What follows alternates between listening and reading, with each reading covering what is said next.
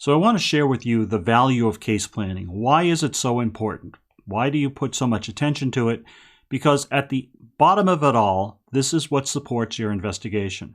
This is the thing that you work with from the time you start a case to the time you close the books, that you get judged as to how effective you as an investigator have been.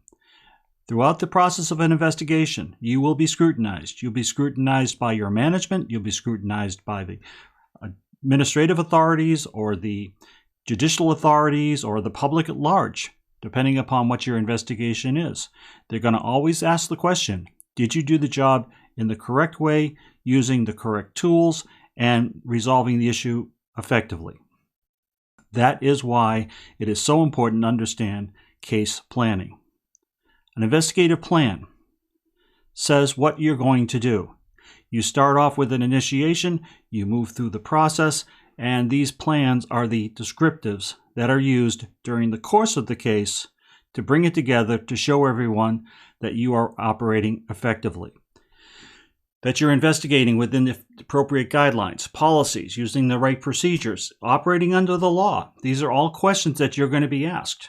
You will go under frequent management reviews and assessments to determine whether you're operating effectively. A case plan is the document you'll be compared against. This is how you will show what you're doing and why you're doing it to get to a point of approval.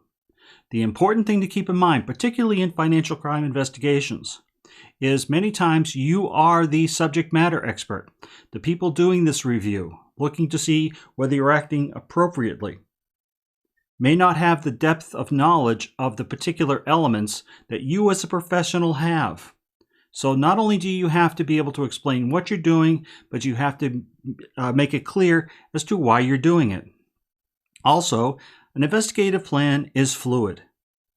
I'm sure if you've worked with these in the past, you recognize the allegation that you start with, the issue that predicates your case, may change by the time you finish. New information comes in.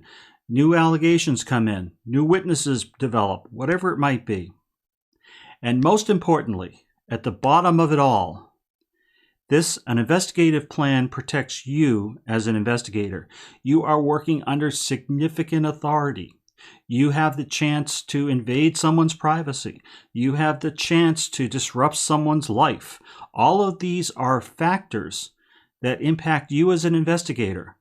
Therefore, you have to be watched. You have to make sure you're acting appropriately, and this document is the check against you to demonstrate that things are working correctly.